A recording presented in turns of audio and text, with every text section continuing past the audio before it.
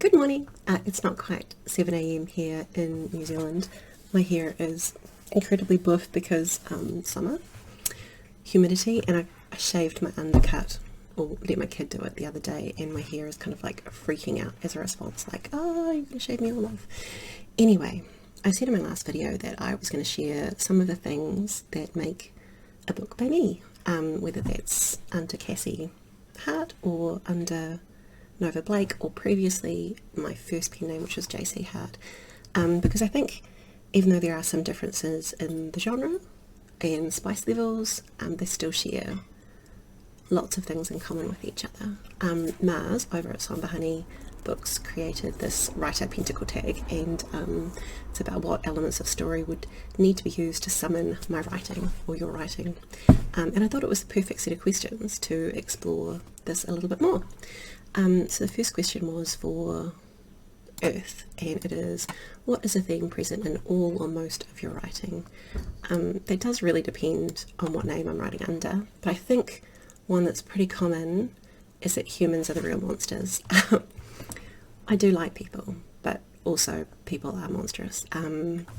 So it's kind of like, it might be in regards to the things we do to each other, the things we do to ourselves, or the things we do to the environment. And that crops up in quite a lot of my books. Yeah. Another one that happens is the landscape is a living thing. As a Māori author, I feel a deep connection to our world. Here in New Zealand, or as a Māori person, we refer to her as Papatua Nuku, and she is, you know, she's the Earth Mother, basically. And so often there's parts of spirit or living essence in a lot of things in the world, and so often that comes through in my books. Particularly one that was really obvious was for my traditionally published novel Butcherbird. There was even a poll on Twitter asking who was the hottest guy in the book, and the winner, of course, was Mount Taranaki, which is my mountain, or not my mountain via my tribe, but by where I live. He's pretty awesome. He is a recognised person in New Zealand, which is fantastic because, yeah, he's there and he keeps watch over all of us. Anyway, there are lots of occasions where I go on and on about how Taranaki is handsome and wonderful. Yeah, I missed living beneath his shadow when I lived away from here. Other than that, I'd also say trauma, because trauma. I like writing about trauma and exploring different ways that people can overcome that, or the ways that it impacts their lives. Number 2 was for air, and that is, what is a writing habit that you have? This one was really easy because my main writing habit, I would say, is that I always listen to the same playlist when I write. I make one for every single book. I'll post a link to Gemini Blessed, which is the one I'm listening to at the moment, and that's the soundtrack. And I sometimes reflect and think, if people listen to it, their idea of what the book might be would probably be quite different, because for me it's all vibes. Like, these are the vibes that work for me when I'm writing the book and when I'm thinking about the book, and help me to get it on the page. Another one I was just thinking about is that another writing habit, this one's a bit weird, so don't hold it against me, is that I tend to, when I'm writing a intimate scene, I tend to do it at the public library. And I think I started doing that because I don't want my kids reading that over my shoulder. I'm in the living room, I'm not sure if you can tell that, and they can pop their heads in whenever. So I don't like writing those at home. And if I'm writing at the library, I tend to just get on with it and get it done, because I don't want anyone else to see either. So that is probably the strangest one. Yeah, anyway, number 3 is water. Motif or symbol that is often present in your writing. I would say birds.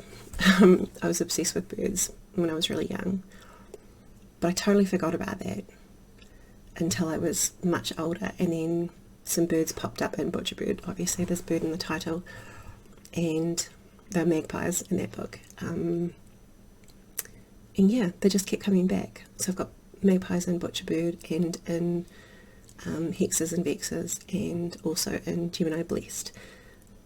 And if there's not a bird, there's often another animal. So I think there's been dogs, cats. I quite like familiars, so yeah. In general, the animals don't die because I'm not that kind of person. I don't like it when the dog dies, and so I'm not going to do that. I also like to play with shadow and light as well. I think that goes along with the monstrous nature of humanity and other creatures. That line between, that grey line, that line where we're all both monsters and saints. Number 4 is fire, and that is a trope that appears in your writing.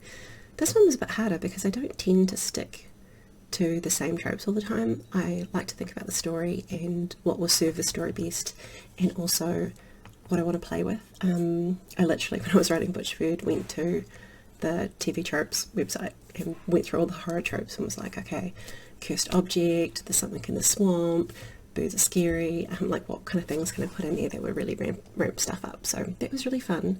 That said, I do quite often lean into found family. I really like found family, the family. I mean, I have a great family, but I also have a great extended family and the people that I found along the way. So that's often something that pops up, as well as skeletons in the closet, because I love secrets, especially family secrets. So good. Finally, number 5 is for spirit or ether, and it's a little flourish, something else that is required as part of your writing. And for this one, I would say fun. It's so important to me. I need to be connected to the book because every book has pieces of me in it, and